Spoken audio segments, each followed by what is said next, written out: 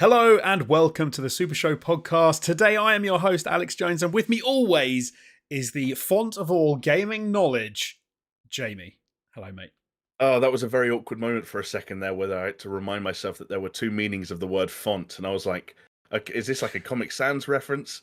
And then I remembered christenings. We literally had this, this is Groundhog Day. We've had this exact opening before, haven't Oh we? You God, even have made the we? font joke about christenings. Oh no! See, this is the problem when you're however many episodes deep. Are we? Are we? I can't even remember. What hundreds deep at this 182. point?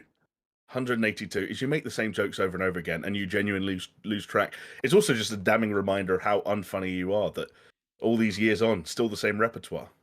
No, I don't even think it's years. I think it's literally like a few months.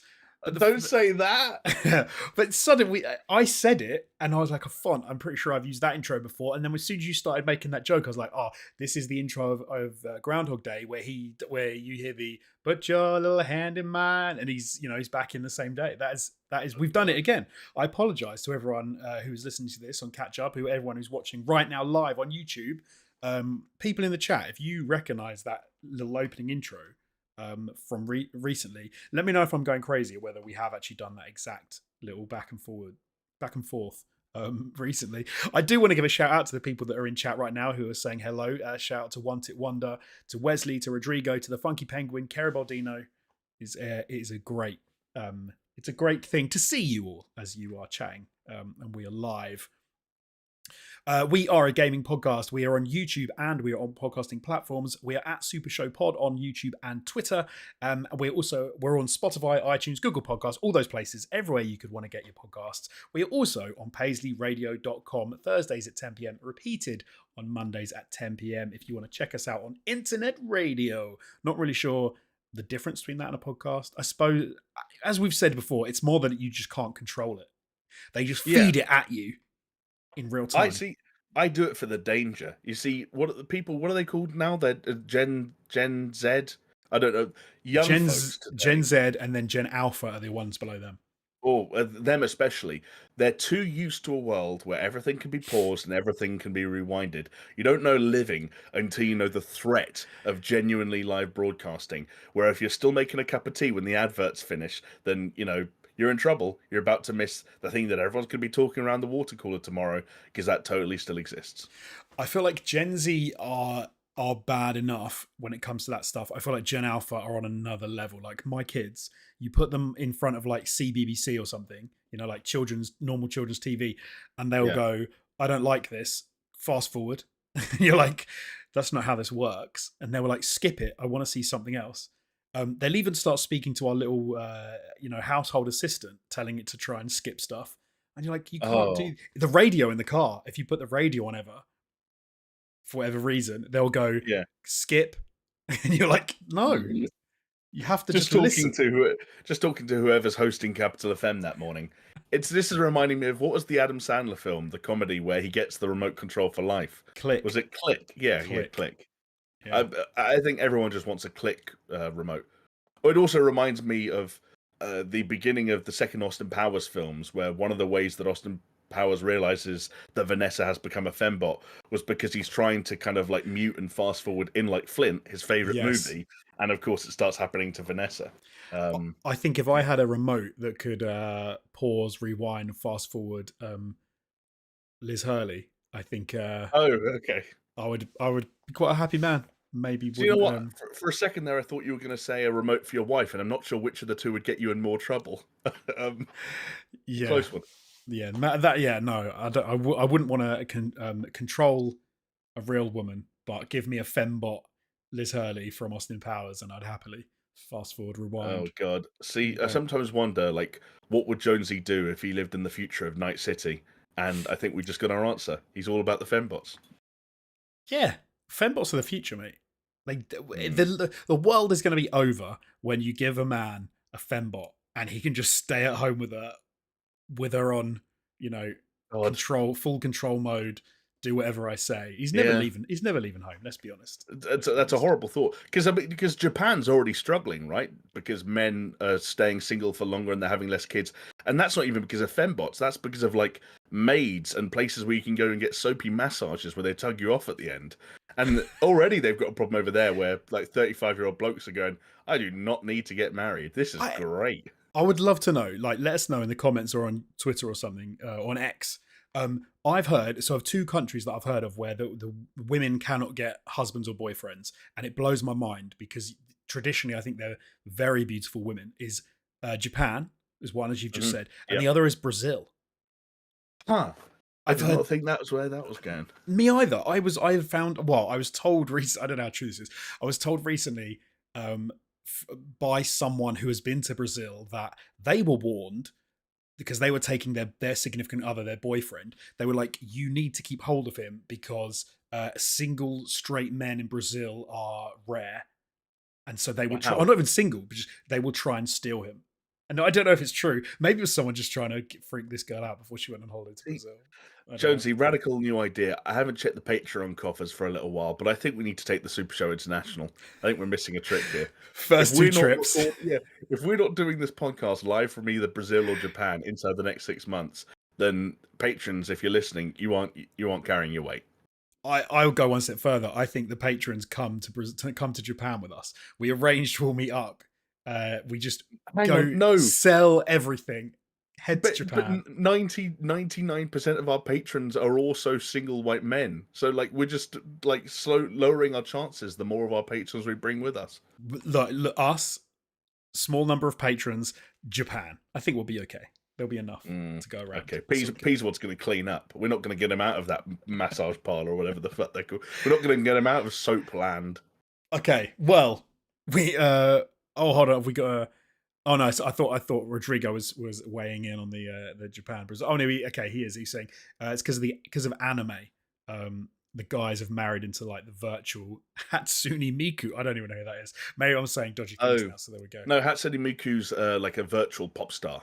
Ah, So okay. one of those ones where they're not real, but they actually produce like normal actual music that gets consumed and played on the radio and whatnot. Okay. Well, anyway, let's move on from this and let's move to some video game news. First up this month, we started a new segment for September and we're going to bring it back for October. This is the games of the month. This is the games that are coming out in October, which we're now in, which seems absolutely crazy. We're getting Yes. toward the tail end of this year and I cannot believe it. But yeah, so we have got Assassin's Creed Mirage on the October 5th, Detective Pikachu Returns, October 6th, Forza Motorsport, October 10th.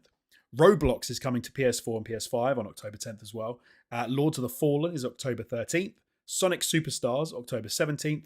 Marvel Spider-Man 2, October 20th. Super Mario Bros. Wonder is coming October 20th as well. Cities Skylines 2 is October 24th. Metal Gear Solid Master Collection Volume 1 is October 24th as well. Ghost Runner 2 on October 26th. And Alan Wake 2, October 27th. And EA Sports UFC 5 is on the 27th of Can't October. forget UFC 5, Jonesy. Just realised then that I didn't need to say October before all of them because I said at the beginning in October. But hey, I True. have. So yeah. You have. And I'll be honest, having scanned the Wikipedia page for new releases coming out this month and from this point until the rest of the year, there were plenty of other reasonable titles that could have made this list and didn't for the sake of time. This is one of the most stacked months most people I think will have had for a little while. And when I say most people, it's because there's an astonishing amount of variety on display. Whether you just want your sort of traditional, prestige flagship third-person action adventure games, or whether you want your Nintendo first-party hit, or whether you want, I don't know, city builders and What whoever the fuck wants Roblox. Like, there's something for everyone. I can say now, Roblox, I guarantee I'll be getting Roblox on the 10th. My kids are already Oh yeah, like, when's Roblox coming? They already have monopolized my PlayStation, my Switch, and my PC as well now because one of them wants to play Pixelmon, which is a mod which is only available on the Java version of Minecraft, which means he can only play it on the PC. And he's been saying for months about Pixelmon, so I finally capitulated and installed Pixelmon on my PC. And now oh dear. every day I was literally playing Starfield a couple of days ago, and he went, "Can I play Pixelmon?" I was like, dude, I'm Uh, in the middle of a mission. And he was like, how long until I can play Pixel? I was like, all right, give me 10 See, minutes. Let me finish up. that gives me like such an internal conflict and internal dilemma because I would love any future children that I have to be gamers or to be engaged by video games, and even if it was stuff that I don't really understand, like Roblox or custom Minecraft servers, I'd be okay with it. But the idea of them not being able to respect my gaming boundaries, like a tap on the shoulder while I'm playing Starfield, like no, that's when they get put on the naughty step. We have to have very specific rules about when their time ends and my time begins. When Daddy's role playing and playing Starfield, when Daddy's balls deep in Sarah or whatever the fuck her name is, you don't tap Daddy on the shoulder.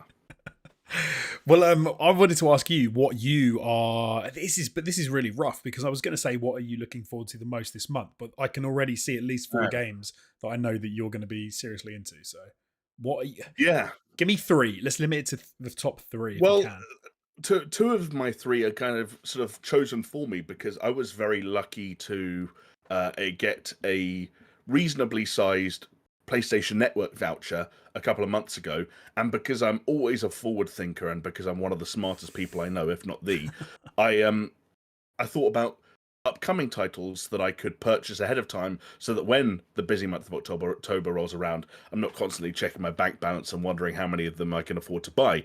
And so the two that are already pre-ordered on my PS5 are Marvel Spider-Man 2 and Alan Wake 2. And those are the two that would have jumped off the page to me anyway. I mean, Spider-Man was, um, I mean, I was about to say Spider-Man was one of my favorite games of 2018. That's true. Unfortunately, God of War and Red Dead Redemption 2 came out in 2018. But I mean, the Spider-Man was a a remarkable debut in the sort of that to that world from Insomniac at the time. I thought Miles Morales I don't know if you remember, but I loved Miles Morales. I liked it more than Spider-Man.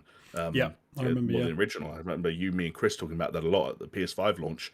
Um, and I don't know. Like I just think that just seems like a winner on basically all fronts. I know that this is a sort of a slightly cliche thing to say, but it's just hard to imagine a world where Spider-Man 2 goes wrong, and that's an exciting prospect to know that I'm going to sit down with a big, beautiful, cinematic adventure game filled with characters that I already at this point know and love.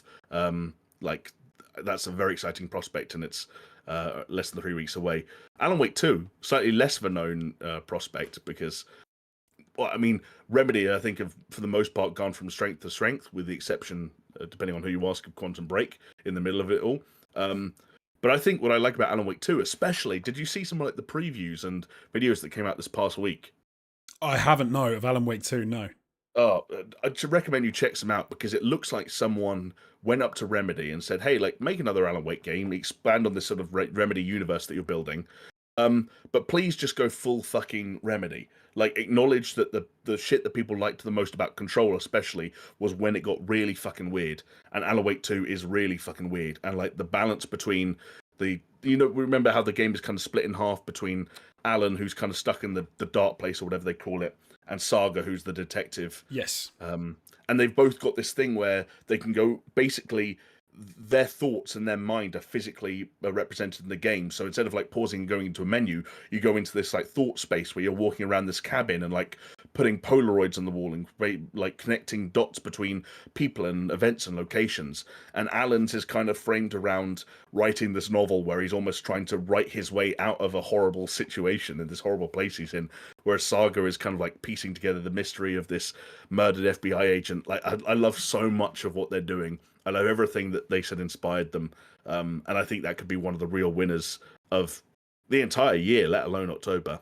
And then I'll throw in Super Mario Brothers Wonder in there at the end, just because it's something slightly different. It would probably be a nice palate cleanser between those two games, and hopefully I complete each of them fast enough that that's kind of that's what I can do. I can kind of put Mario Bros in between the two third-person action adventure games and get a bit of Nintendo first party goodness in my life, which never goes amiss. No, no, it doesn't. I'm going to go different then, purely because just to mix Ooh, it up a because you're little a bit. contrarian. I'm a contrarian. Okay, the first one I'm not going to go different. So I have pre-ordered Marvel Spider-Man 2. Yeah. I did see one of my favorite. When you see something which kind of pulls you back and makes you sort of realize someone's crazy. I had, so Hmm. we talked last week about David Jaffe, who'd put out a little video and he'd Oh, slammed Spider-Man 2, saying that yes. what are PlayStation doing? Like they're just rehashing, the same old stuff. And he was sort of referencing the fact that Uncharted 4 had done, had iterated and done so well back in the day. And the fact that Insomniac are not doing anything and basically, yeah, having a go at Spider-Man and PlayStation. Um, I then saw him this week, and this is not to insult Starfield, but I then saw him saying that Starfield was like the greatest game he'd ever played or something, or it was like it was his, at the very Hmm. least, his game of like the generation, but really, really singing its praises. Um, Yeah. I really like Starfield. It is totally up my street. I have played a lot of Starfield. I finished the main quest. I think I'm like 35 hours in. I mean, I don't know what he's talking about. If you can have a go at Insomniac and PlayStation for what they're doing with Spider-Man and having gotten them for that, yet you can play Starfield and not see, the Bethesda tried and true, this is how they make games. That it's, I mean, you can say, oh no, but this time you get to go on a spaceship. I don't know what he was talking about, man. Like I'm that guy, and I I mean, love his God of War games, and I'm a fan of David Jaffe's in the past, but he's d- lost me. quick question: does he have a blue tick? Just as if we're digging a little bit deeper into why he might be sharing slightly crazed I opinions online. I actually don't know. I guess yeah. He Okay. probably has. I would imagine he does Yeah. have. That Um, it's horrible that that's something we need to consider nowadays. Where if you see a radical hot take online that's clearly designed to rile people up, you now need to do this kind of double take of like, oh, actually, they trying to make money out of this. It's a bummer. yes, and that's the set. Like, I like both of those games. I don't think there's any reason though to have a go at Spider-Man 2. I don't think there's any reason to have a go at Starfield. I think we can. All these games can operate. All these companies can make games as they want to make games, and we should all be there to enjoy them. I don't think, but yeah, as you've said, I think it is probably a bit more of a money making exercise. Anyway, I will say my other two games that I'm looking Mm, forward to. I'm going to go Assassin's Creed Mirage. I'm hyped for yep. that, and not long to wait at all, as we've said. Um, Alan Wake 2 for me is one that I need to wait on because I haven't finished Alan Wake 1, so I'm still playing. I did start playing. I need to go back to play the remake of Alan Wake, or remaster even of Hmm. Alan Wake. So I'm gonna say, for me, it's going to be Sonic Superstars. It's going to be the one of the other ones I'm looking Yeah. forward to. Yeah. That sounds like it's going to be a Jones household fan favorite. It definitely will be, man. That's going to be a staple. And I'm hoping only 7 days after Roblox, I might be able to peel them off of Roblox and get them onto Sonic Superstars. Oh, yeah. I think that's a must. Like, I'm not the biggest Sonic fan, even at the best of times. But if you had to make me choose between Sonic Superstars and Roblox, whether it's either which one I had to play or which one I had to watch my infants play for hours on end, like Sonic quite comfortably clears that. Yes. I mean, have you, Roblox is painful.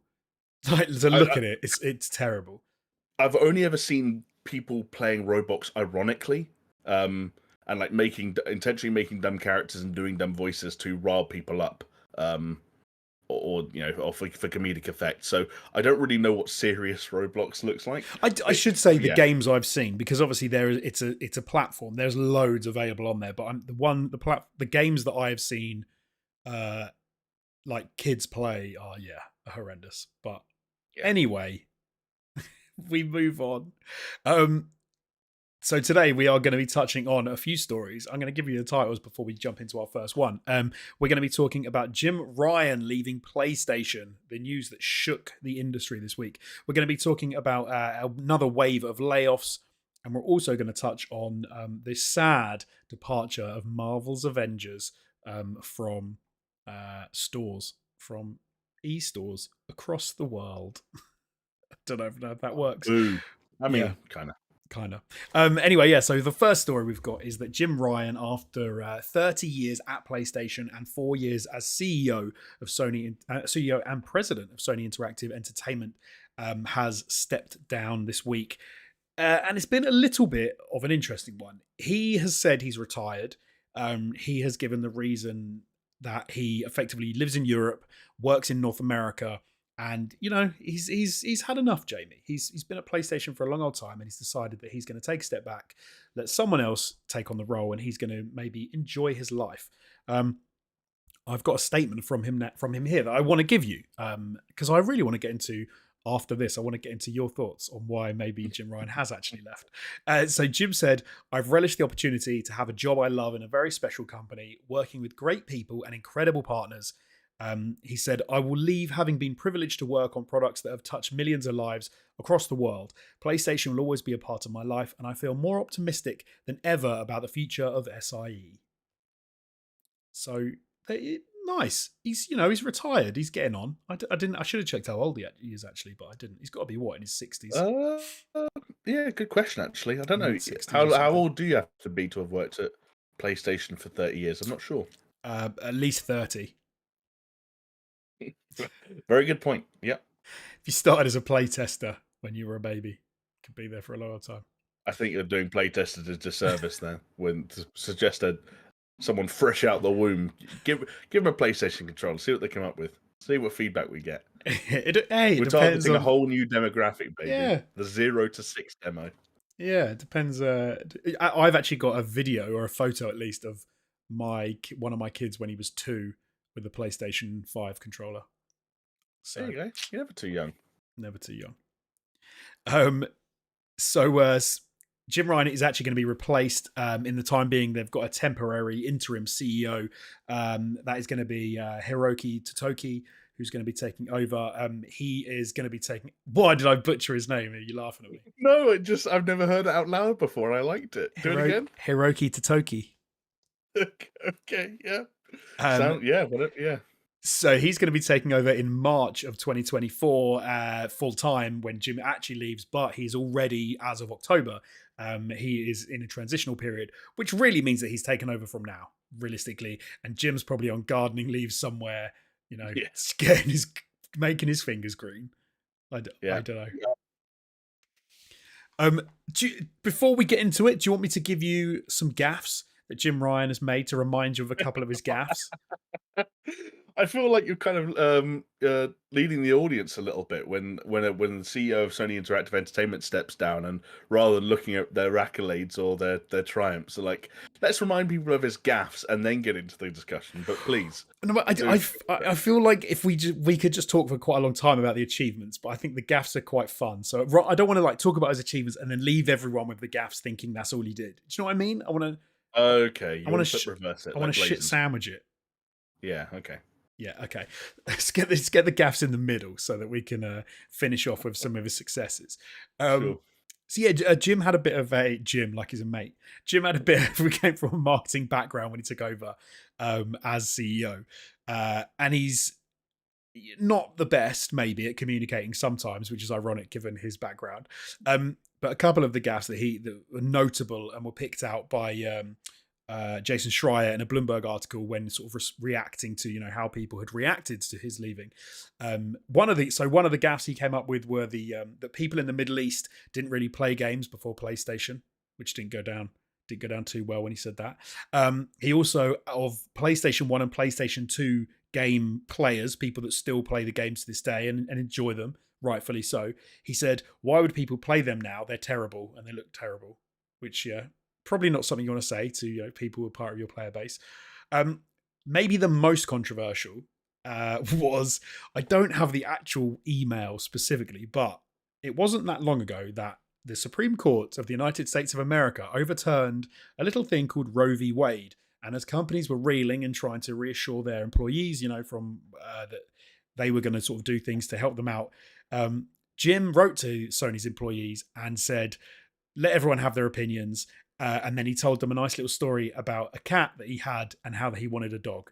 And I think we talked about it at the time. I think we had the actual email. And people were, they were pretty mad, Jamie. They didn't like the fact that He didn't want to offend all those Middle Eastern gamers that had just discovered the PlayStation. That's what the problem was. Maybe so. I'm going to actually see if I can find the cat story, because I remember it being really weird. And at the time we were like, why is he bringing that up at a time when they're talking about abortion and Roe v. Wade stuff, which is kind of weird. Well, wasn't there some weird thing where Insomniac, who of course are a PlayStation subsidiary, made a charitable donation to a cause around the time of the Roe v. Wade thing, and they weren't even allowed to talk about the fact that they'd done it because Jim Ryan's directive had been like, hey, Let's Don't. respect everyone's opinions. Yeah, I think they gave 50,000 to a charity, and yeah, they got a little bit castigated for the fact that they did. Um, oh, where is this little? Where's the cat story? Where's the cat story? Uh, Just, I know I can't see your screen right now, Jonesy, but if you have just Googled Jim Ryan's pussy, that's not going to get you anywhere. I did. Do you know what I didn't? I should have done, but I didn't. Damn it. That's one for safe search off. I can't find it. I'm not going to sit here and make everyone listen to me think because and read because that'll be rather dull. But yeah, safe to say he's had a few gaffes. However, let's go the other side and let's talk about some of Jim Ryan's successes though, because so he came in February of 2019. Yeah. I'm sure he had, um, his eyes set on an absolutely insane next generation for PlayStation. Everything was going to be fantastic and everything was going to be brilliant. Little did we know that only a year later, the world was going to be hit by a global pandemic, which was going to absolutely decimate, production, game development, what people could do, what they could actually produce in that time, right after the PlayStation 5 released. And that, I mean, that was literally, it's 3.5 years ago, right? So the entirety of his time, well, not in entirety. So he had the back end of 2019, but most of the time he's been the head. He's had a pretty bad time of it, to be fair to him. We have also seen some pretty good games drop under his tenure. Talking Spider-Man, Miles Morales, Horizon Forbidden West, Ghost of Tsushima, Death Stranding director's edition or director's cut. And we've obviously got some more in the bag. Yeah. We've got some Spider-Man 2, Wolverine. Ragnarok would have been a Ragnarok, of Jim course. Ryan joint. I mean, technically, The Last of Us Part 2 was a Jim Ryan joint. I feel weird calling them like I'm giving him Spike Lee level privileges. He happened to be CEO and president at the time these video games were released. He did. I'm glad you brought up Last of Us Part 2 as well, because of course, on one of the other problems that PlayStation have had is that if you look back, when they were launching the PlayStation 5, they were talking about having 10 live service games by 2026, and they should be well underway down that road at the moment, and they are not. And one of the games which does not exist, of course, is The Last of Us Part 2 multiplayer, which is a game that was supposed to be there and was massively pared back. Factions, was it? I think it was called. I mean, that's what people called it informally, yeah, based on what the original one was called. What we called it. But yes, so social media have sort of let him have it. It's been weird. It's been a weird week because I must admit, I don't really think too much about Jim Ryan. I'm pretty happy with how PlayStation is doing. They're doing very well compared to Xbox. It's been a little underwhelming. We've had some states of play which we've sort of watched recently and been like, oh, okay, nothing's really happening. What's going on with PlayStation? Yeah.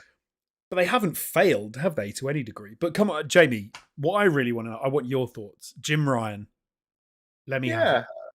I mean, I think I'm just as conflicted as you are in some respects because my opinion isn't fully fledged head gone social media hot takesville where I just want to slag off Jim Ryan because I see him as the be all and end all of Sony's and PlayStation's first party video game output in terms of software and so subsequently all the AAA or quadruple A first party titles that I would have liked to have seen in the last couple of years and want to see more evidence of in the coming years is exclusively his fault.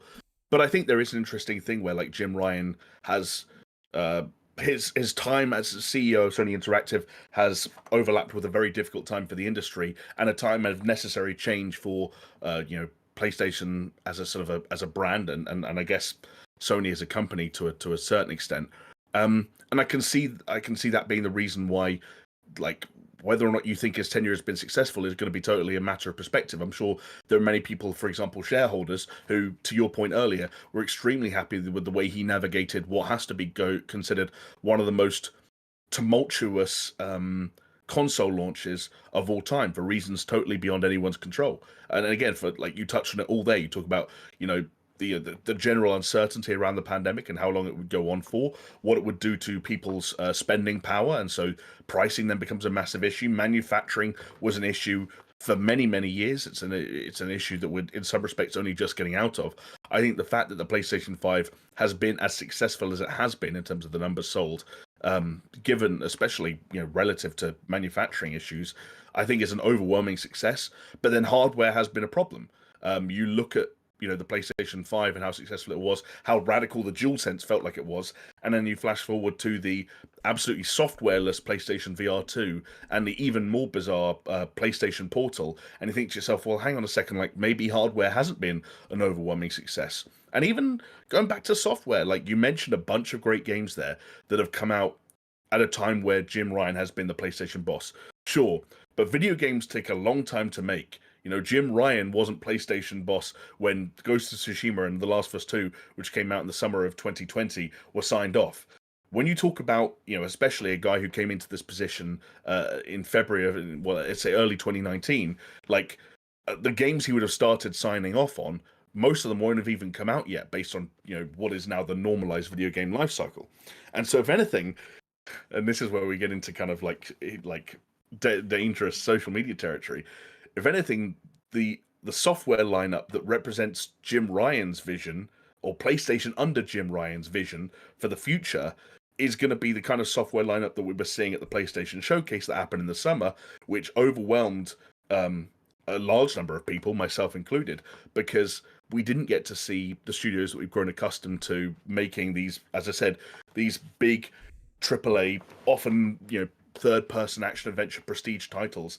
Instead, what we saw was a rather lackluster future of games as a service titles with things like Marathon in there, which Marathon could be great, but Bungie now having to split their time between Destiny and like a Tarkov, like not necessarily my idea of wow, this is what I want from PlayStation. Because here's the thing: for as much as people bashed those prestige games over the head for years and years and years, and whenever they went even the tiniest bit wrong, like for some people might argue Days Gone did, PlayStation were made to look stupid. As soon as they're gone, everyone's like, actually, we kind of liked them. Yeah, we missed them. Yeah, everyone's like, "Oh, why don't you innovate?" Everything's angry white man walks around and kills and it's like, do you know what? Actually, I kind of want my angry white man game this Christmas. And so they had to make Peter Parker really angry just to compensate for it. And yeah, and I think so. That also, I guess, in itself ties into sometimes the slightly fickle nature of the audience. Again, when you're the boss of PlayStation, you're making games for more than just the dudes that have Kratos as a profile picture on Twitter, right? You're making games for lots of people. You have to acknowledge the way the industry is changing. And there's absolutely no question that whether you like it or not, the industry is changing towards service games. Games as a service of the future.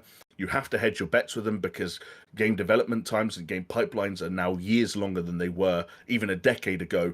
And that means you have to kind of like shoot your shot and hope for the best. And again, for as much as most of us would like to sit on our high horse and say, we don't want X, we want Y, the problem is we keep buying X, we keep pumping money into X, and X, in this case, to move away from algebra for a second, are live service titles with, season passes and years-long roadmaps and many, many chances for people to spend additional money. So I don't think it's Jim Ryan's fault that PlayStation slightly pivoted in that direction.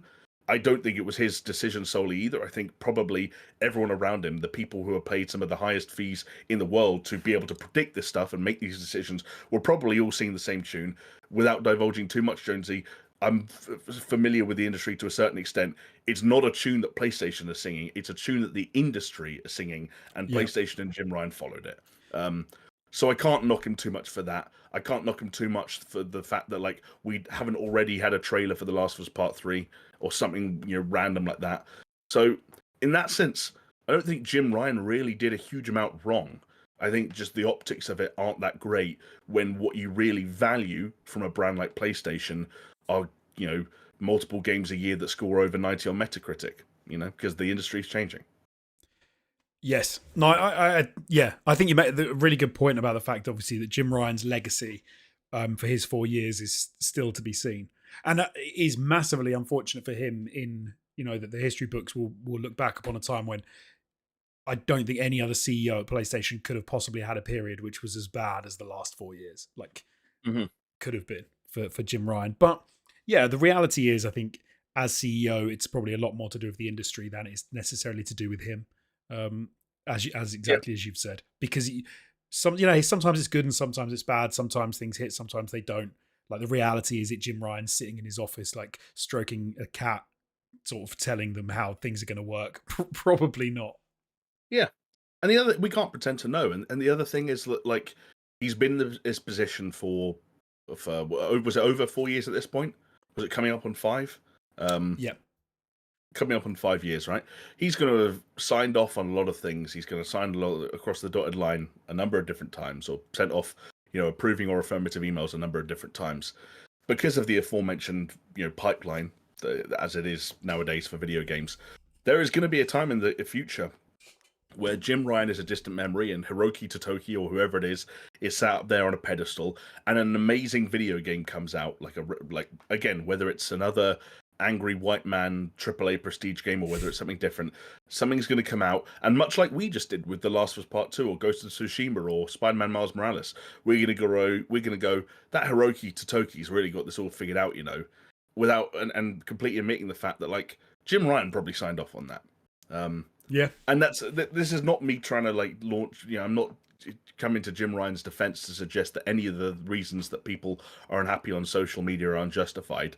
I think they are justified in the sense that there's a subjective desire that everyone's going to have, or, everyone wants to see their preferred brands move in a certain direction, especially when on social media the home console landscape is so, combative. People want the best games, they want the most of them. And so you look at the games that Sean Layden kind of looked like he got to oversee, and you compare that to Jim Ryan. I can see why it kind of looks like apples and oranges sometimes. I think, though, that just a lot of it was just, while there were definitely flaws in the process and there were mistakes made along the way, some of them, as you pointed out, indicative of what may have been bigger problems in the way Jim Ryan viewed the brand and viewed the future of PlayStation. But I do think that to a certain extent, there are people laying a lot of blame at his feet when in reality it's just the way that the way that games are changing and moving at the moment, and the way that he had to keep up with the pressures of everyone and everything around him. Like, he had shareholders to appease. He had to go into boardrooms and make sure people were happy that PlayStation would be a more profitable brand in 10 years' time than it is now. And at some point, saying Uncharted 7 doesn't appease those people. They go, well, hang on a second, Fortnite's printing money. Well, like, what are you doing about that? And there's an answer that appeases Twitter users, and there's an answer that appeases shareholders, and those answers aren't the same. No, they're definitely not the same thing. No, yeah, I think we're in complete agreement. Unfortunately, it's always nice when we. It's a weird time to be in a game, to be in the gaming sort of culture, when someone who can be CEO of a company like PlayStation, it's actually more than likely they won't ever see a game they signed off come out. Like, do you know what I mean? They're like, whoever the Totoki, I can't even remember his name. Hiroki Totoki. So, like, he's an interim, CEO. Let's say he was even there for a couple of years. Reality is, if he's, I mean, he probably won't be, but even that long. But if he is, like, he'll sign off things that there's no way he'd ever see, because the amount of time it takes to sign off a game to actually see it come out, especially like a first party PlayStation title, is so damn long these days that you would have no idea who the person who greenlit these projects would actually be. And the other weird thing that's happening, and I'm planting the seed now because we're going to talk about it in a little bit, is that live service games have such different tales to kind of like traditional, kind of more linear experiences, that sunk cost fallacies are becoming, like, the sunk cost fallacy is lessened and lessened. And so now, like, a game might be 95% done, but if you don't think it's going to have a future, if you don't think it's going to be profitable, it might still be, like, make more sense from a financial perspective to cancel a game that's 95% done. And people must sit there and say, like, but you've developed the game, just release it. And it's like, but no, like, the financial implications are such that this was actually the long-term plan for how we were going to make our money back on this game and then some. This is how much it was going to cost to continue to run the live service element of this game. And so with that happening, I think we're entering an era where, whether you're a Jim Ryan or a Hiroki Totoki, or whether you're a developer, like, you could, if someone told me that they had joined the industry 10 years ago, and they didn't have a single released project that they could talk about as a result of various NDAs, I would believe them. Yeah, it wouldn't even be that surprising. It wouldn't be that surprising. It would be like, oh yeah, it kind of makes sense. Yeah, and we get glimpses of that when we talk about, like, the Last of Us multiplayer project. Like, those are the times it's made public.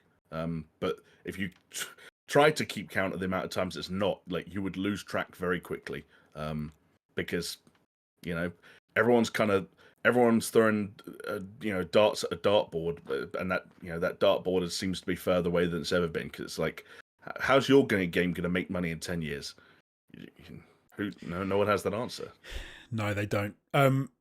But I know one way you can make money, Jamie. How's that? Because Pastors Guild dropped a cheeky little $2 super chat. So thank you very much. Hey, Says, I made it. Yay, glad to see you, mates. Glad to see you too, Pastors Guild. Thank you very much for the super chat. And what an amazing little segue to jump me right into a section where we like to thank the Patreons, or I always get that wrong, the patrons who go over to patreon.com. But before I get into that and say thank you to those amazing people, I would have to give a shout out because Hot Panic, Chris himself, is in the chat. hey, there we go. He's made it to a live stream. I think I know why he's here though, because he was pretty unimpressed with us last week. He didn't agree with what we said, what we were talking about, and so we said he should come on so he can fight his corner.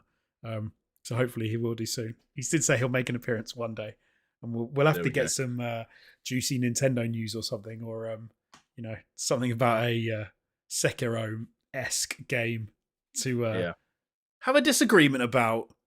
But you never know. I'm trying to think. Well, maybe when Elden Ring DLC, we can have do an Elden Ring DLC special with Hot Panic himself. Oh, but then we couldn't disagree because we wouldn't have even played it anymore. But that's the way Chris wants it. So he knows everything and we don't. Exactly. All right. Well, I would like to give a shout out to some very special people, as I just said. They are our patrons. There are some names on screen right now, but I would also like to give a shout out to some of you. They are Aaron Cameron, Athletic Gravy, Brimstone, Ice Knock Rock Salt, Jesper Camdown Nilsson, Pastors Guild, and the big dogs, the members of the board. A massive shout out to Bretzy, aka Shellshock, Geometric Potter, Hacksaw Book Reed, Manuel Guerrero, and Peaswad. Thank you so much to all of our patrons and to everyone who is in the chat right now, and to everyone who has subscribed, who likes, who goes on the Discord, who says hello to us. We love having you all for the ride. Even you, Chris. Even you. Even though you're not a patron, you scumbag. Oh, is he not? Oh, yeah, I guess he's... Oh, yeah. We got to boot him out of the chat. I don't know. He could be lingering around at the $5 tier just to see if we make any patron-exclusive content. Yeah, maybe. No, I doubt it. No, Chris. That's right. I'll make him take me for lunch soon. Maybe we should kick him off the Discord server. We don't actually do that, for anyone wondering. If you're in it once, you're in it forever. But we should break the rules just for Chris. Yeah, it's just to make his life hell. It's $2 to sign up for the Discord, and then you're there for life. You never have to pay again if you don't want to. Yeah. Do you know what? I think I'm not going to talk about anything I've seen or played or anything this week because it's been really boring. I've just played a little bit more Starfield, as I said earlier. I did not reinstall. I did download and install Phantom Liberty because that is the next thing I want to get into.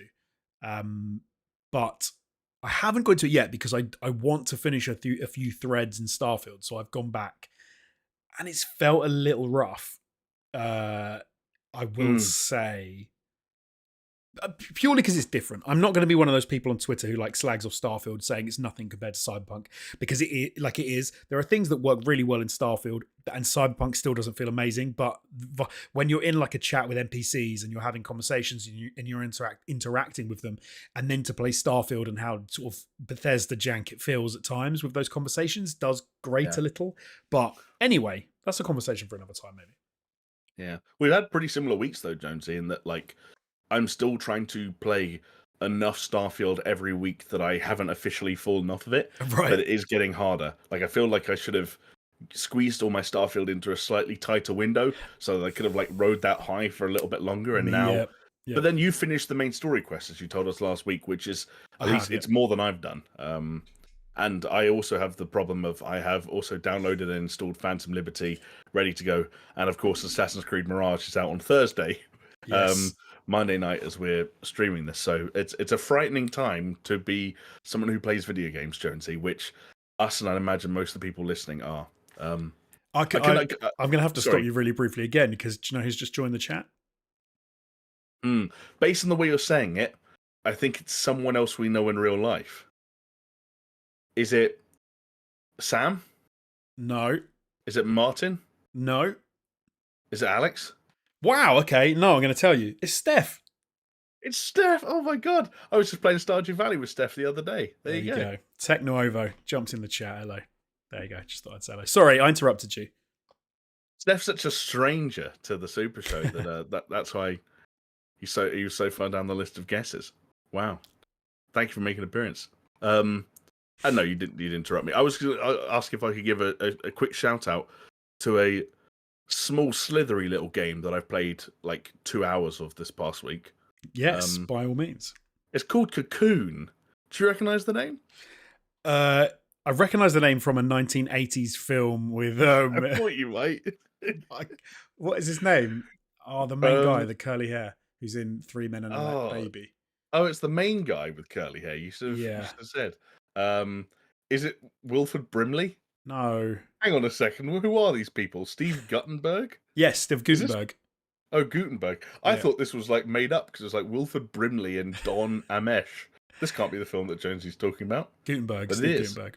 Steve Gutenberg. I don't think I've ever seen this human being in my life. Steve Gutenberg. Isn't he in Three Men and a Baby? And I think he's also in Short Circuit, Police Academy. Short Circuit. Police Academy films. It Takes Two.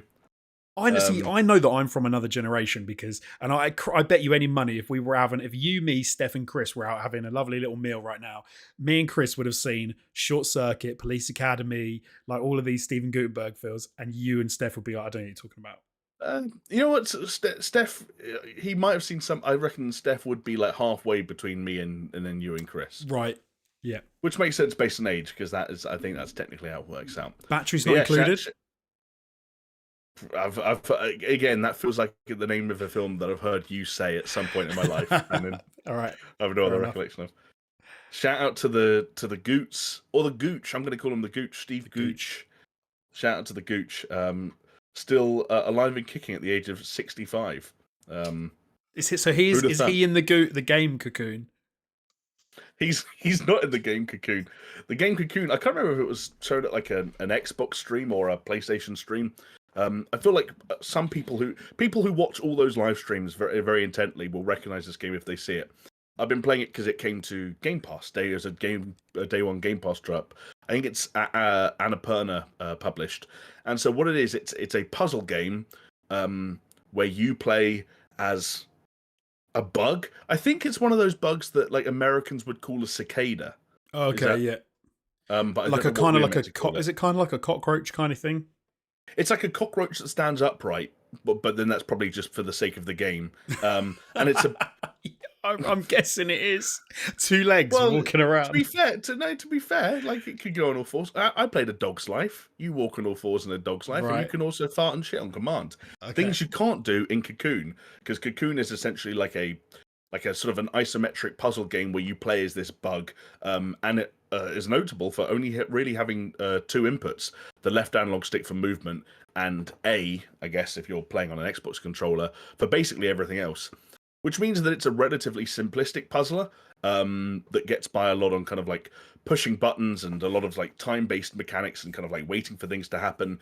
But then I guess the kind of the noteworthy element of Cocoon, the thing that they probably would put on the front of the box, is it was made by this guy called, I'm probably going to butcher it because it's Scandinavian, but like Jeppe Karlsson, who was the lead gameplay designer on Limbo and Inside. Oh, okay.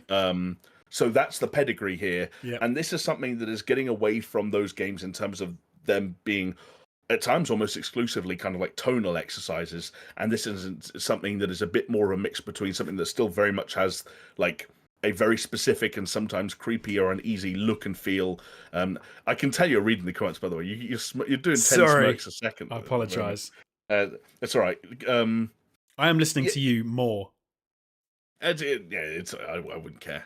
Basically, it's not as like overbearingly creepy as like Limbo and especially Inside could be, but there's still definitely this thing of like, oh, this is a lot of kind of like, not quite Giger-esque, but like a lot of slightly uncomfortable imagery and again, not architecture because they're not strictly speaking buildings, but a lot of like very interesting sort of like world design, I guess you'd call it, to put it under as big a blanket as possible, and like very understated but slightly uneasy music. But really, you're just this bug running around solving puzzles, a lot of which revolve around the fact that you basically go in and out of these worlds.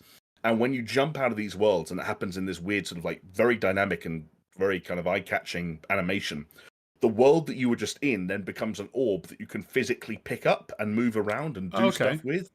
And then you get into this kind of like they build upon that with additional layers where you can hold the orb of one world and go into another world and leave that orb in there. So then you have worlds within worlds, Right. all represented with these glowing orbs. And each time you collect a new orb, you kind of get additional powers. So I've got like a power that I've got a thing where I got a little robot follower, almost like something out of a ghost from Destiny, that would light up certain passages for me if I was holding this orange orb. Ones where I can like go up and down these like these like almost like smoke pillars. It's got a really interesting look.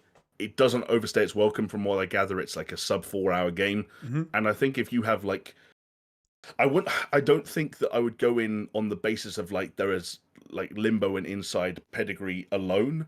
But if you're interested in something that kind of like is tonally kind of in that ballpark, in that it's a little bit disconcerting, a little bit discomforting for some reason, often in ways you can't exactly put your finger on, but at the same time, because you're playing as a bug walking around in this very, otherworldly place, and so there aren't as many kind of like real world influences as there are at times, and especially Inside. So it never gets into that weird kind of like dystopian kind of area, but it is still a very pretty and not too intense puzzle game that I think it's worth playing. Put it this way, I thought that I would like. This is like the Xbox and the Game Pass version of what Humanity was a couple of months ago on PlayStation Plus, where I thought that I'd super dig Humanity because, again, you talk about like, I can't remember what the name of the studio is. Mizuguchi is it the guy who did like Tetris Effect and Res and stuff like that, and I thought this is going to be this kind of audio visual experience, and I'm going to love the soundtrack, and I get to be this dog that runs around and seeing thousands of people running off cliffs to their presumably death is going to be hilarious. And yet I fell off Humanity quite quickly in a way that I haven't yet with Cocoon, and I'm probably going to finish Cocoon. So there you go. It's on Game Pass on PC and console as well. Nice. I think I fell off Humanity within about an hour and a half as well. There you go. Yeah, there's something about Cocoon that is gripping me more. It must be the two-legged bug. Two-legged cicada. I don't know why that's so funny. It's like a bug that stood up. That's like in a bug. Oh, no, because it's only because the way you said it made me think you're like, I don't know if they just walk around on two legs, and I'm thinking about like a bug with like 6 legs, I guess, suddenly just knocking around on 2. Is that normal? And do you know what? I don't know anything about cicadas. Maybe that is totally normal. They just walk around there, like walking around with 2 hands, little gloves, just hanging out. I don't know. I can see it away from our prying eyes. Who knows what bugs get up to when we're not looking? It's like, again, it's like a bug's life. They're actually all very sociable, and they have traveling circuses, and they stand up on their hind legs. Aren't cicadas the ones who like have different? They come out on like prime numbers or something weird. Like one set come out every other year, one come out every 5th year or something weird. I don't know. Anyway, I'm looking at pictures of a cicada right now, and do you know what? I'm going to be honest. In terms of a quick guess at what the character or the bug in Cocoon is, I think cicada's pretty close. It's not very cockroachy. It's like a big fly. I thought. Oh, weird. Okay, I thought it was like a flying cockroach, a cicada. But I don't really know what they look like, if I'm being honest. So apparently, people hate them. Like people who have them in their country don't like them because they're annoying. And they come out in huge clouds. And just there you go. Annoying. I thought that cicadas were what American people called crickets, but they're not. I mean, Kerry's saying every seventh year they come out or something. So they just hang around in the mud and then they just pop out. Do you reckon they spend the rest of their lives just sitting around counting? How long's it been? It's only been 3.5 years, mate. There's a tiny cicada just with a stone, 2, just scratching 3. The lines. Yeah. Bored as shit.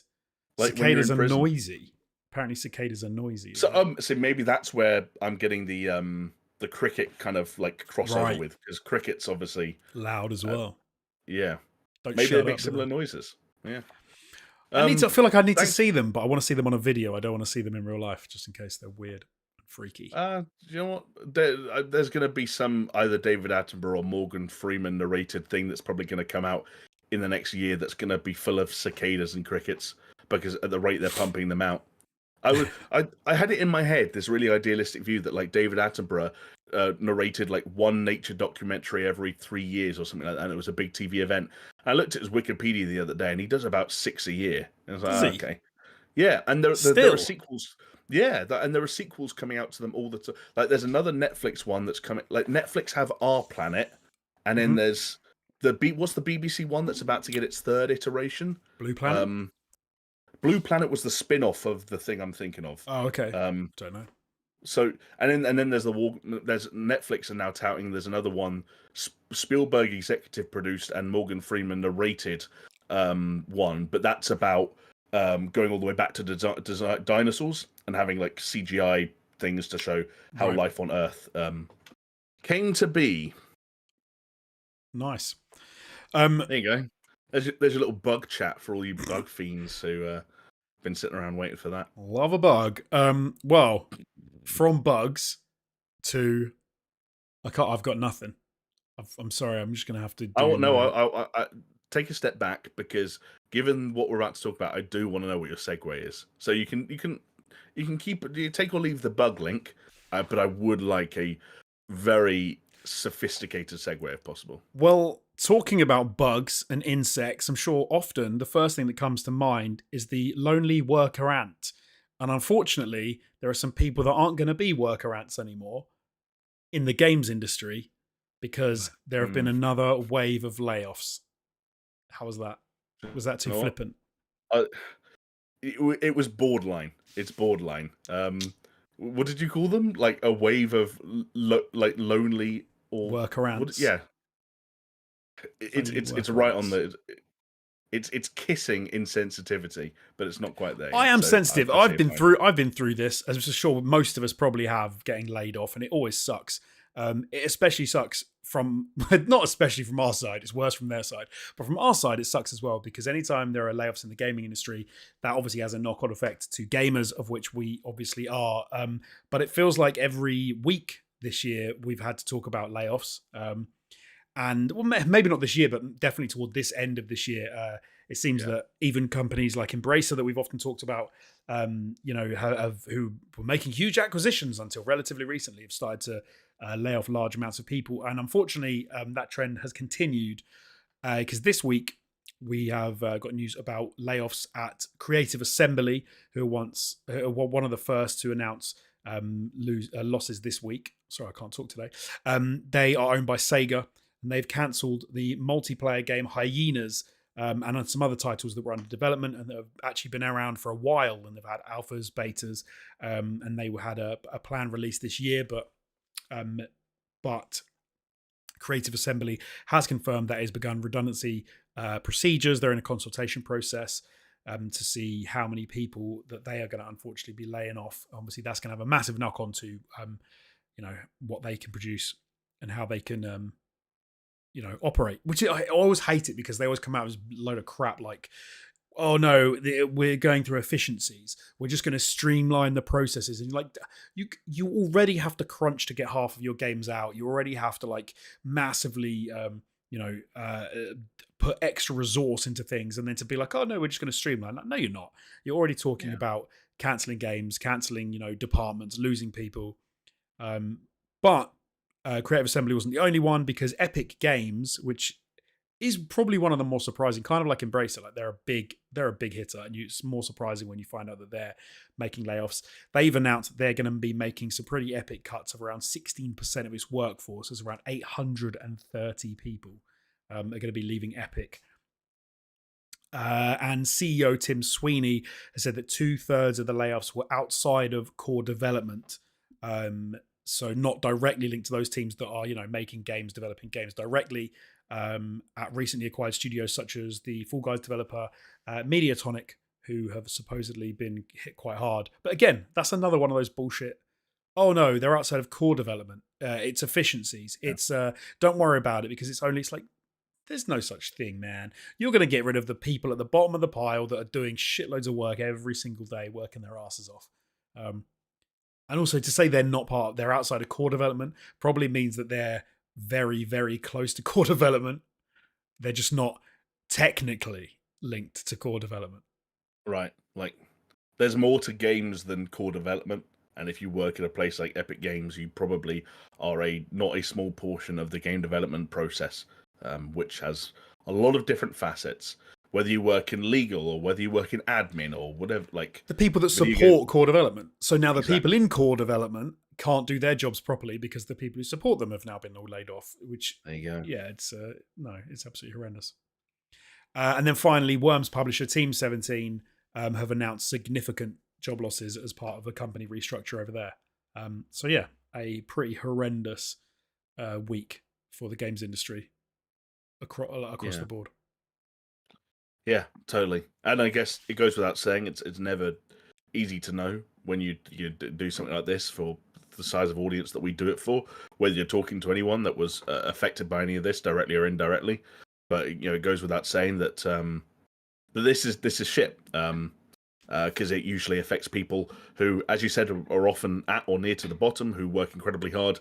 And I always feel it worst about the games industry because, and I know this is true for a lot of lines of work, but there's just something about the games industry that like stands out for me in this way, where very few people end up in it accidentally. You're often talking about people who are extremely passionate about their craft and have maybe built or designed small or large portions of their lives around getting these jobs and working in this industry and being close to these products and being so passionate about the teams that they're a part of and the IPs they get to work on. And so when those people have to, what probably feels like go back to square one and start looking for jobs again, and as hard as it might be to acknowledge that it's happening to, in this case, hundreds if not thousands of other people at the exact same time, must be an unbelievably difficult situation to be in. And then you add on to that situations like the one at Creative Assembly, which was what I was kind of gesturing towards earlier, where a game like Hyenas can be around for as long as Hyenas was around, be supported in all the ways it was supported. Again, kind of like one of many bets that Sega were taking for kind of what the future of the industry might look like and what the future of live service gaming might look like. To think that you're going to release a game like later this year, to have had members of the public playing that game, to have been at Gamescom 2 months ago with a massive booth for your game, and less than 2 months later, your game's disappeared. Like, no one's ever actually going to play it and see your work. You might not even be able to show or talk about the full extent of your work for the rest of your career, and also you're unemployed. Like, unbelievably difficult. And sadly, again, this is where I'm not an expert, but one of the quotes I kind of pulled here was from a guy called Chris String, who's from GamesIndustry.biz, and they've suggested that the widespread layoffs could be partly attributed to companies expecting to maintain momentum following the pandemic, but saw game sales that were lower than expected. And again, like that almost like, and again, I know it's more complicated than this. I'm not trying to sort of underwhelm or undermine the significance or how difficult it is to steer these massive ships of game companies and game studios, but like almost the flippant nature of like, we'll grow because the times are good, and it doesn't matter if the times don't stay good because we can shrink just as easily as we grew. Right. I'm not suggesting that's necessarily I'm sure someone who was involved in the decision making process at a place like Epic felt it, and I doubt anyone wants to make over 800 people redundant at once. But it is that element of like, oh yeah, like things are going well because everyone's stuck at home. I'm sure things are going to go well forever. So let's hire 800 more people than we need to like run normally. It feels like bad management to me, or poor planning, or poor forward think, whatever you want to call it. I don't know, and that's where it kind of stings a little bit. I think it's also the problem is that wouldn't sting as bad if it was like one company. They had to lose a bunch of people because those people could probably be absorbed by other areas of the industry. But I think one of the problems is when you seem to have it's a knock on, it goes across the industry, and then loads of people lose their jobs. And then you've got a whole bunch of people that are looking to find work. And obviously that makes it much harder. So yeah, these will get added to the recent layoffs, which we've talked about recently across the industry. Companies like Xbox, Bethesda, CD Projekt Red, Unity, Riot Games, Blizzard, Crystal Dynamics, BioWare, Striking Distance, and more have all seen recent redundancies, layoffs, and things. And so, yeah, it sucks. And it's obviously got to be tied to, in a big way, what's happened in the previous 4 years, like massive amounts of debt, like economies getting absolutely whacked. Just look at interest rates, look at the amount of money that people don't have, cost of living crisis. You bundle all that together and you get an absolute soup of disaster for effectively, at the end of the day, let's be honest, a luxury industry like video games. One of the first things you're going to cut out of your monthly budget is going to be, do you know what? Maybe I don't pre-order a game that I would have pre-ordered before. Maybe I wait until a game goes into Game Pass. Maybe I cancel Game Pass. Hey, Game Pass is too expensive now. Maybe Yeah. I've only used it a few times, and all of this has massive amounts of knock on. And Yeah. it sucks. It sucks in any industry. It's happens to, but it does. It stings particularly harsh when it's the gaming industry, because we all like to look at all these companies and all these IPs and sort of reminisce and then fantasize about titles that will be coming out. And when you hear about games that get cancelled and teams that shut down, like it sounds ridiculous, but hearing that Team 17 have suffered significant job losses, like that was my childhood, Yeah. like in a big way. So yeah. And the weird thing about it, and the thing that sucks about it, is that like we've spent a large portion of the last decade or two wanting and hoping that the game industry was kind of getting better in a lot of different ways, because it felt like there was a sort of this idea that if you spoke to anyone who'd been in the games industry for let's say since like the 90s or early 2000s, the things that they had told you they've seen everywhere they went, that almost became like rites of passage. One, you're going to get made redundant, and two, you're going to crunch. And it felt like we were making or that many companies, a decent amount of companies, were kind of striving towards moving away from that reputation and trying to like share, like, promote this idea that the games industry was becoming a lot less precarious and the kind of place that you could build a career without, hopping to a new company every few years, a new city every few years. Especially for anyone that's read any of Jason Schreier's sort of books on game development and the games industry, especially his most recent one, Press Reset.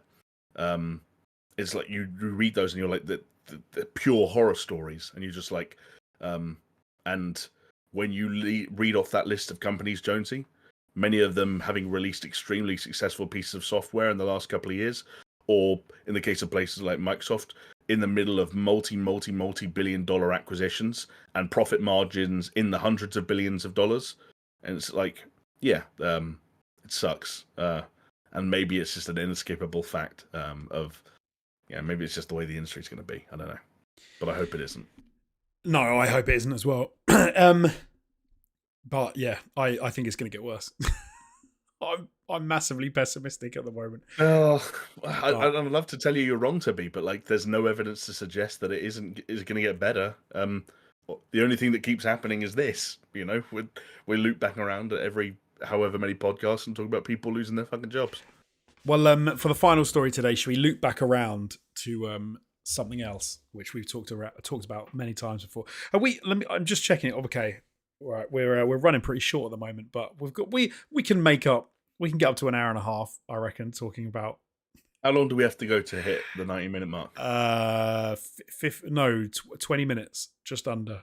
We'll see. See, it's definitely doable, but when people hear what you're about to say, I think most of them are going to hope we don't hit the 90-minute mark.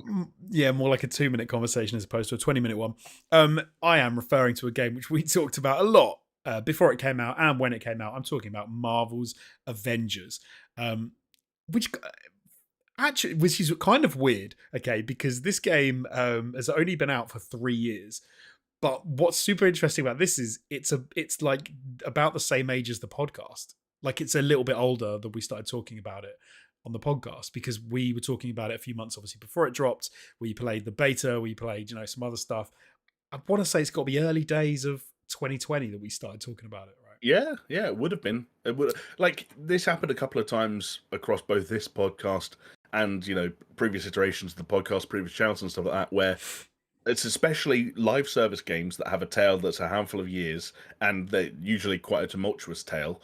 Then combine that with games that we happen to have quite interesting opinions on, or at least interesting to us, probably not to anyone else.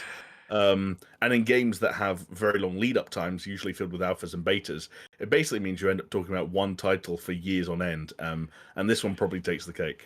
There definitely felt like there was a period where every week we talked about Marvel's Avengers. Then it came out, so we talked about it again, and then we talked about it even more because like we then finished the story campaign and we definitely dragged it out. But yeah, let's quickly go through the bullet points on this one. So yeah, 3 years after launch, it's been delisted from storefronts. You will no longer be able to buy Marvel's Avengers. However, I didn't realize, and I think I even said this on our Discord earlier. I said like, oh, what a shame, because I really wanted to play it one last time with you and do a bit of a Hmm. live stream, and was like, oh no, I can't believe I'm not going to get to do that. But you corrected me because it will still be playable single player and multiplayer. The servers are still online. It's just new players won't be able to hop in and play anything.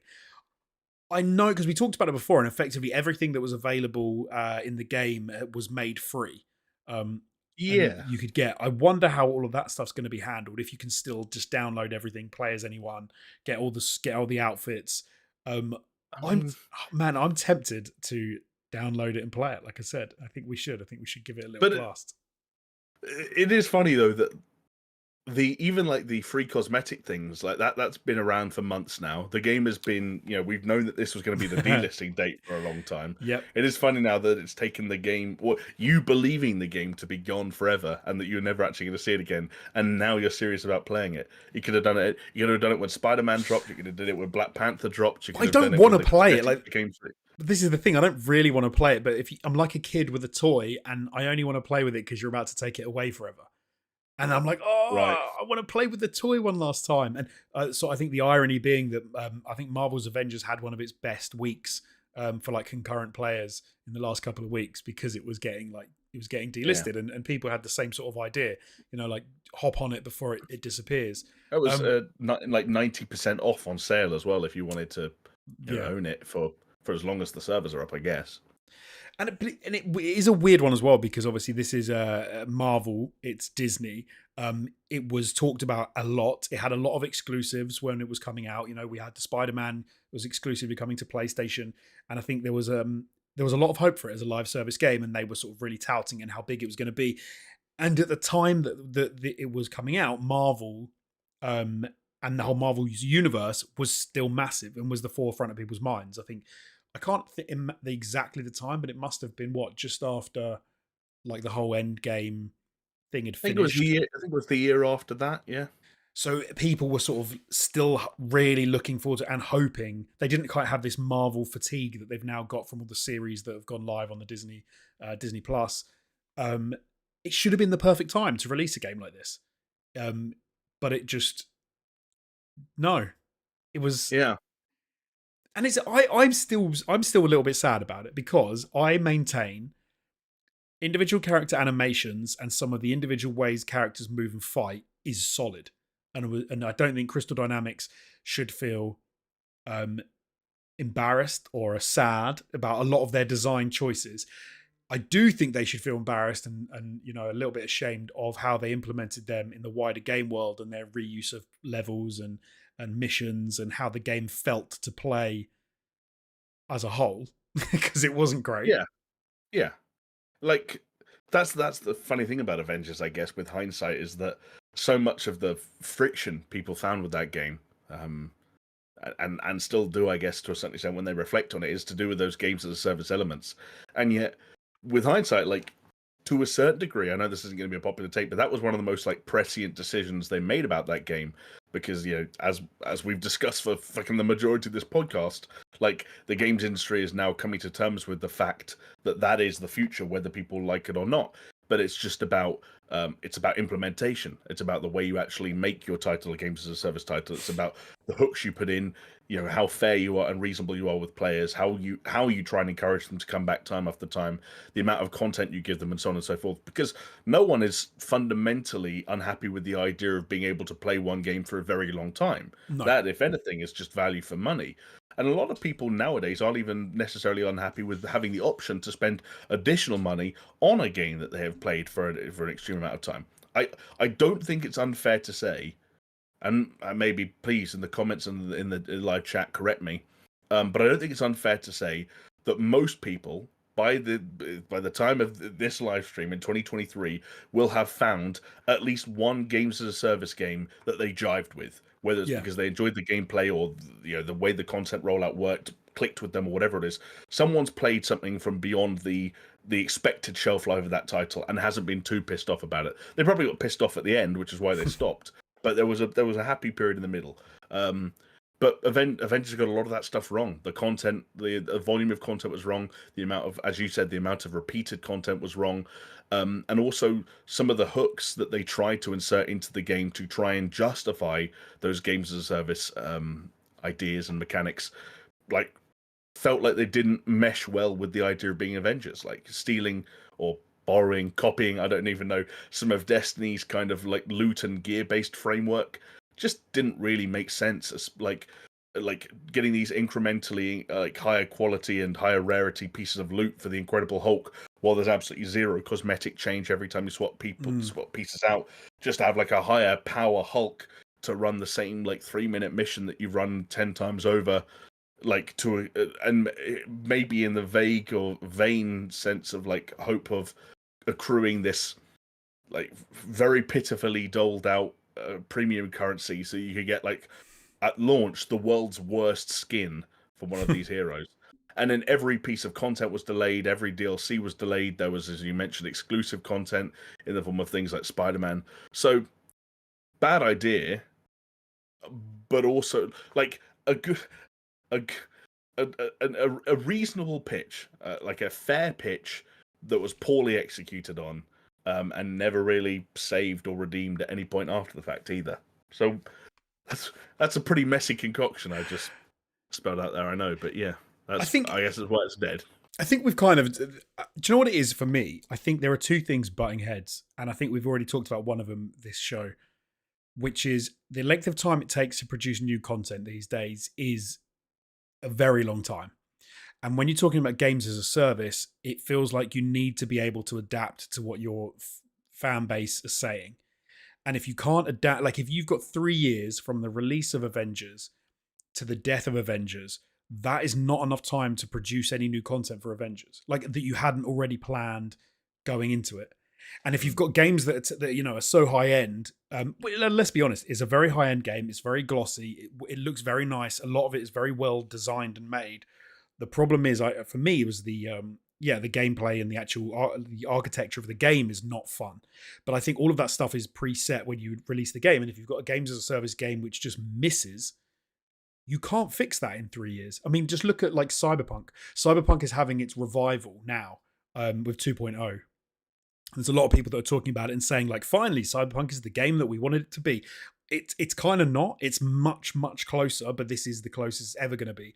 But again, Yep. that's 3 years. That's 3 years it's taken for them to take a single player RPG game that doesn't have to sort of worry about the interwoven narratives, like multiple people coming together in a game.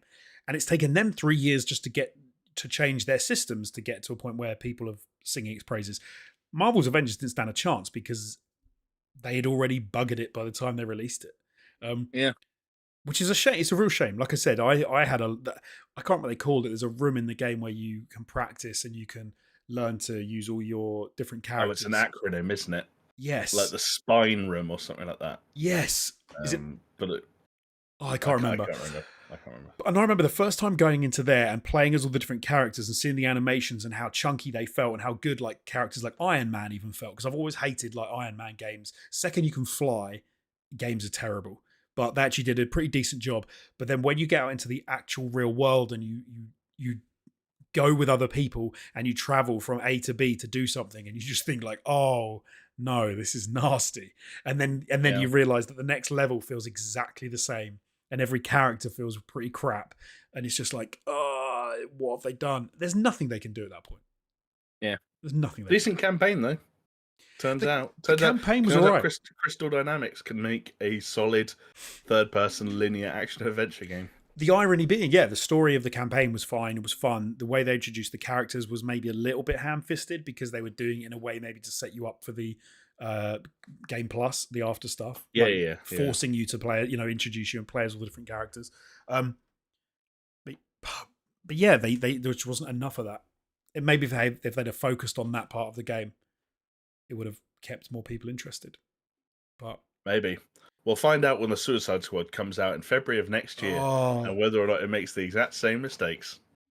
off the back of when Suicide Squad comes out, we're going to look back on Gotham Knights, Marvel's Avengers, Suicide Squad, and we're all going to cry and just be like, Yeah, why can't they actually, make it work? I'm not gonna cry. I think Suicide Squad will be the one that makes me the closest to crying, because the fact that like maybe it's unfair to call it an Arkham Knight follow up, but the first game that Rocksteady have made since Arkham Knight, and by the time it comes out, close to 9 years in the making, that might make me cry if I don't like it. But also think it's got the best shot of the three to be a game that I can jive with. But maybe that's I just me. No, I think you're probably right. Like I think that pedigree wise, that makes sense to me, but I just wonder if it's almost like an unanswerable question. How do you make a good superhero multiplayer games as a service game? Like, is that possible? Maybe it's not. At the moment, maybe it's not. Wait, it's not possible to make a what live service game? Like a superhero multiplayer. Maybe so. Maybe it doesn't feel that I don't superhero. know. Like, if you told me that the fucking Guardians from Destiny were superheroes by another name, I'd kind of be like, yeah, okay. That's a that's a games as a service power fantasy game that is going well. Maybe not after the last expansion, but up until then was going stronger than ever after however many years. But you Like, think it's the what is a lore? superhero at the end of the day? But I wonder if it's the lore and the canon which is why companies struggle because they've got to fit in, or they feel like they have to fit in certain things that the fans already love. And maybe Destiny could just write its own ticket, so they didn't have that holding I them think back. well, I think more companies should feel like they should be empowered to write their own ticket. Then, like, talk about fucking Suicide Squad, kill the Justice League. I don't give a shit what King Shark's fucking backstory is. Like, make it all up. Do whatever you need to do to make a good game. It's also I don't know. Destiny's a first person shooter though as well. Like you can't do that with a Marvel. How do you make Marvel's Avengers a first person shooter game? You can't.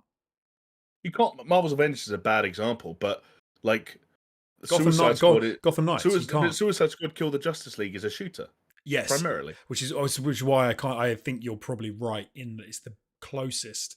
But like Gotham Knights, no, they didn't have a chance of that either. Like it's not a No, first like person yeah, shooter. I'm It's not, going I'm to be not, rough. I'm not going to try and suggest that like Gotham Knights and Destiny have a huge amount in common.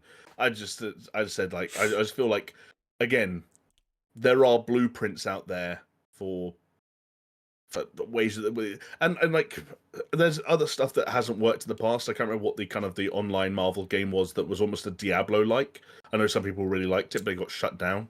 Um, but that was more of an Ooh. MMO than a live service game. So like, yeah, there's examples out there in both directions. I don't know who's going to be the first to crack that nut. I also don't 100% know if anyone necessarily will, because it does feel like the kind of the fortunes and the popularity of some of these comic book properties do kind of wax and wane a little bit as time goes on. The movies are still often very well received and make gargantuan amounts of money, but it does sometimes feel like, for example, the MCU bubble has popped. So Yeah. who knows? Do you know who will do it for Marvel? Because they already half did it. Guardians of the Galaxy. Again, Guardians of the Galaxy was a fantastic reminder that if you don't overcomplicate this stuff and just stay true to these characters that people already love and the strengths that they had already established across a number of different mediums over decades by this point, funnily enough, you can get fantastic results out of them. Again, Rocksteady know that better than anyone as well. They made a Batman trilogy that, forget being three of the best superhero games of all time, they're three of the best like third person action beat 'em up games of all time. They made one of the most unique and inventive combat systems like of the modern era of gaming, and just happened to apply it to the most famous superhero on the planet. Like, anyone could take that same logic and reverse engineer it for another superhero. It just doesn't happen very often, because it feels like as soon as you're talking about Marvel or DC, you're talking about multi-billion-dollar properties, and you can't, like, for as much as games like Guardians of the Galaxy didn't come out that long ago, it doesn't feel like there's that much of a future for that kind of pitch anymore. Um, I No. hope I'm wrong, but it doesn't feel like it. Connor Matthews in chat is saying Marvel Heroes Is that the game you were? Yeah, that sounds right. Because I get it mixed up with like Ultimate Alliance and all that kind of stuff because they were technically third-person action games as well. But yeah, um, But Jamie, here's the question: are we going to stream some Marvel's Avengers as a little goodbye from I us? mean, I'd be open to it. I'd need to figure. I'd need to make some space on my PlayStation 5, which is never a fun process. It's not, is it? Um, no, maybe in the gap between Call of Duties, maybe I can delete Modern Warfare 2, and then in the downtime between Modern Warfares, I can squeeze in some Marvel's Avengers. But yeah, I'd be up for that. Plot twist: we play it, we stream it, and it becomes really popular again, and they bring it back. That would require us being popular, Jason. We both know that's never going to happen. Yeah, all right. Fair play. Well, do you know what? We've pretty much made it to 90 minutes, which I didn't think we would, off the back of Marvel's Avengers. Do you know, the one last thing I'll say is I'm actually glad that Marvel's Avengers is going, because do you remember I bought all of the Marvel's Avengers game characters in Funko Pop form, convinced. Oh God. Do you remember this? Convinced that it was going to be so crap and just no one would like it, that no one would buy the Funko Pops, and that I would then have like the only Funko Pops for this game. Obviously not the only ones, but I would have a limited amount of not undesirable ones that in 50 years' time people will go, oh, do you know what's really valuable? Those Marvel's Avengers Funko Pops. It's never gonna happen. It's not, is It's it? never gonna happen. You should have never bought Funko Pops in the first place. Sam Richards, Yeah. if you're listening to this, I apologize, but Funko Pops were a mistake. Do you know what? I did buy one Funko Pop, which is now worth about 300 quid. Which is Who was it? the BT and the pilot from Titanfall. Do you know what? If I were gonna let you get one Funko Pop, It'd be that it one. would be that one. Yeah, Cheers, mate. that's a good Funko Pop. Cheers, I appreciate it.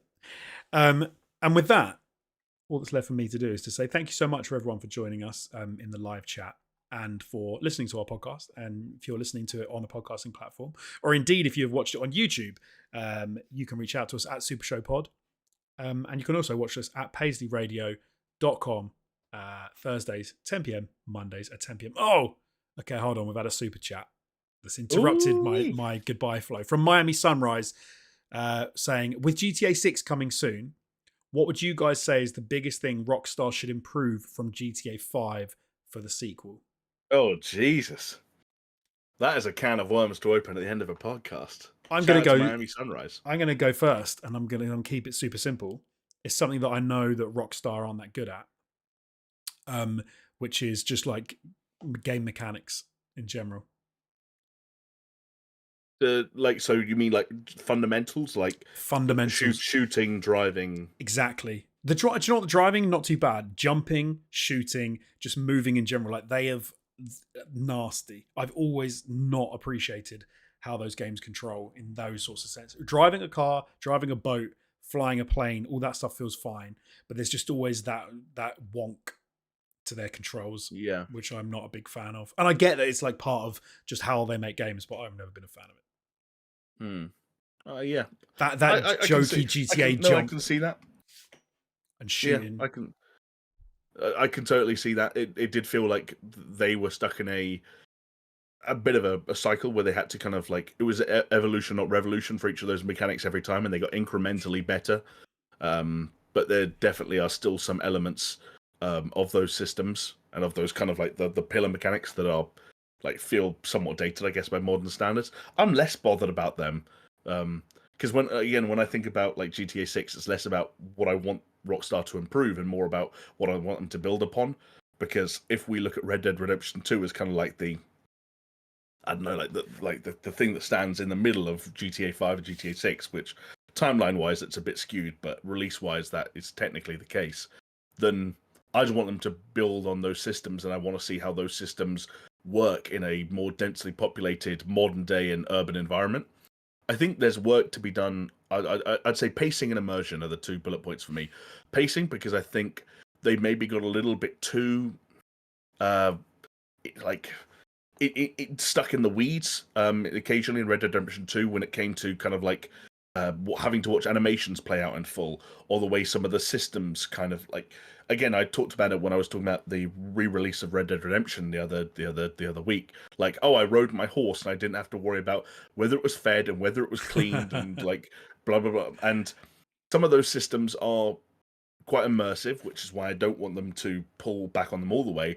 I just don't think we need like areas in GTA 6 where you have to walk or like and Right. and some of them are just like nice additions. Like I don't mind if facial hair still grows in real time in GTA 6 and you can shave and the amount that you can shave is based off how much hair you had to begin with. Just little systems like that are cool. But there's also like I don't know, for example, even just something as simple as the health system in Red Dead Redemption 2, where you had the health cores and then the health bars, and the health bars would only fill back as much as the core was replenished. Even some of those systems just got a little bit too self-involved. I'd like to see them take a step back, but at the same time, double down on some of the more immersive, especially immersive world-building characteristics of Red Dead Redemption 2. The degree you can interact with NPCs, how genuinely like random or bespoke or emergent some of the things that happen to you as you're exploring the world feel. Red Dead Redemption 2 really kind of like laid down a mantle for that kind of thing in open world games. To the extent that I genuinely feel like when I go back to Red Dead Redemption 2, I genuinely feel like I'm playing ignoring things like Zelda, which I almost categorize slightly differently. I feel like I'm playing an open world game that most other open world games still haven't lived up to. So Right. if they can build on some of those ideas and features, um, I think they could end up with something really special. Especially because, like I said, seeing how they apply to an urban environment, that's fascinating to me. Do you think that Rockstar with GTA have the same problem that Call of Duty have with Warzone, in that they're a victim of their own success? So I'm thinking GTA Online. Are they a victim of their own success when it comes to GTA 6? And how do they cross that chasm of like commuting an audience who make them, who are so involved with the GTA Online? Do they have a problem whereby GTA 6 could never be as big as GTA 5 and the whole GTA Online environment? Maybe. Um, and that might just be kind of like one of those bitter pills that Rockstar have to swallow, which is acknowledging that GTA Online, because of what it was and when it came out, became kind of its own beast, and that nothing else will ever really replace that, and that they should, in some respects, maybe not even try to. I mean, they got some taste of that firsthand, where like, I mean, if people want to disagree, they can, but I think that Red Dead Online is broadly reflected on as something of a failure, Yeah. whether you compare it to GTA Online or whether you look at it in its own right. So there is some, at least admission or acknowledgement firsthand on Rockstar's part that, like, hey, not everything can have this extremely successful, almost, standalone money printing multiplayer element. I hope they acknowledge that, and so therefore, like, set their sights on doing something different and something more engaging and something that like has more hooks in it for players that didn't get like attached to GTA Online, because while GTA Online's numbers are significant, so are GTA 5 in generals. And like I don't know what the kind of attach rate is for GTA Online, how many people started playing it, how many people fell off. You've got to imagine that by this point the overwhelming majority of people have fallen into the latter camp at some point or another. I just hope that the fundamental like game design principles of the next GTA aren't too distracted, I guess, by the presence of online. There was always that idea. I don't know for sure if the gaps between GTA 5 and GTA Online and Red Dead 2 and Red Dead Online. If you remember, I don't remember, the game would come out and then online would launch like 3 or 4 weeks later. Yes. Yeah. I don't know if that ever actually was to make sure people played the single player component, but in my head, I like the idea that Rockstar was so like adamant that people had to play the single player component that They they delayed waited. the release. Yeah, I don't know if that was the case, but I like that idea because I like the idea of single player like narrative driven adventure still being important to Rockstar. The problem is how many of the people who ushered in, that sentiment at that company are still there. Um, and that I don't know anymore. At the tippity top, not many. So It's we'll it's have to wait and see. It's gonna. I think that when we see GTA 6, there are going to be some elements of it that don't surprise us at all because they are another GTA game, and some elements of it that we're like, huh. I didn't think that was the way they would hedge their bets on the future of this franchise. Yeah, I just I can't, how good GTA 5 was. I can't see that they change the formula much outside of just like trying to improve some. I don't know. I want them to kind of be radical, but in the way that GTA 5 felt a bit of a radical departure, I don't think GTA 6 is going to be anywhere near to the same degree. I think it's going to be almost play it safe, which will then make me feel a I little don't bit know. sad. Maybe I'm being harsh. I don't know that GTA 5 was radical. Not radical maybe, but it felt like a big step in the right direction. Like a lot, it felt like a, I don't know, maybe it's just like the size of the world, the way you could switch the characters, the way that, like the way how big and alive and everything felt, because it was obviously before Red Dead 2, and it Yeah. felt like a really cool, vibrant city, and it felt like wow. Because like I said to you, I've said this loads of times on the podcast. I was blown away by GTA 3. Like GTA 3 changed the way I thought about video games forever.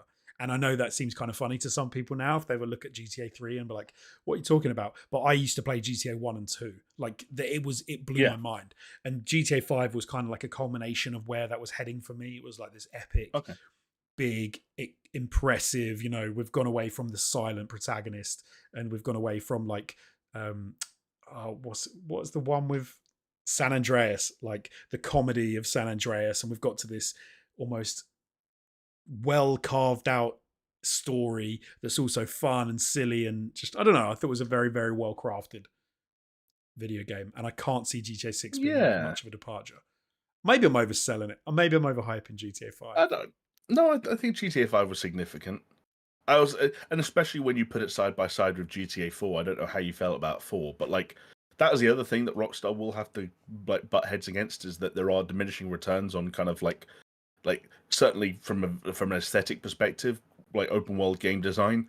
Like there could be the jumps between San Andreas and GTA 4 and then GTA 5 were significant and happened in a remarkably short amount of time.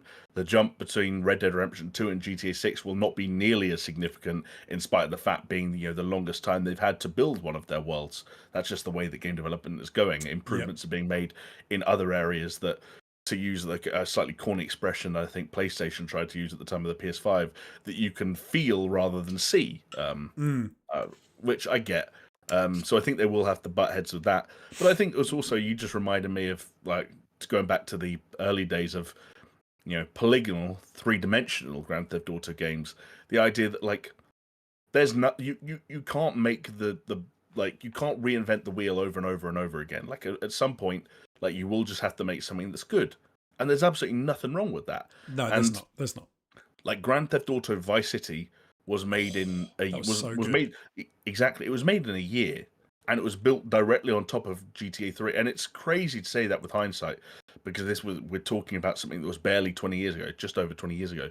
But it was made in a year, it was built on top of GTA 3, and they were like, well, we've got the fundamentals down.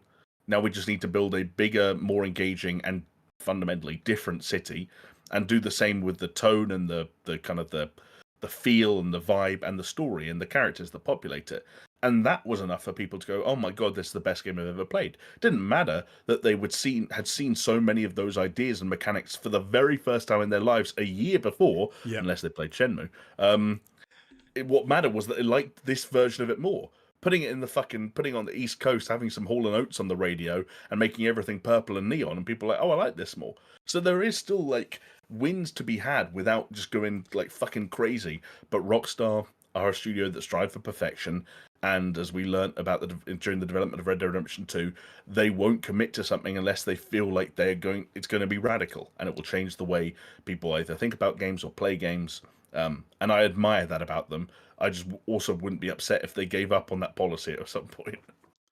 I'm going to finish with saying something that you said, which was totally gross, which was that um, Vice City was like 20 years ago, which of course it is, but at the same time, it feels gross. Yeah, 2002, I think. So Makes me 21 feel years ago. makes me feel really old. And San Andreas was 19 years ago. Yeah, San Andreas was while I was at uni. I remember it coming out while I was at uni. I mean, And, GTA 5 has just had its 10-year anniversary. that's mad because I remember us being. I'm pretty sure because I knew you then, didn't I? I'm pretty sure we saw You the did, yeah. the uh the countdown thing came up on they had their little thing. It was like this many days until the trailer, and we were all like, "Oh, guys, so excited!" Which is Yeah, mad. yeah. I hadn't known you for long, but yeah, we had met, and yeah, Look where we it was are the now. it was the first game I took time off of that job for. Oh yes, okay, no, I forgot. Yeah, that of course that was. Yeah, I remember. Yeah, Anyway, there you go. Thank you for the good comment, Miami times. Sunrise. Thank you for the super chat. We've Yeah, blown right past that 1 hour 30 now, so appreciate it. Thank you, everybody. Thank you for stopping by. We will be back, of course, next week. I'm going to quickly remind you as well that before we come back next week, Assassin's Creed Mirage will come out on the 5th, and Detective Pikachu will be out on the 6th, so you can play those 2 games in between now and then. Thank you, Jamie. Enjoy the thank rest you, of your Jonesy. week. Yeah, We you will too. Wonderful hosting as always. appreciate it.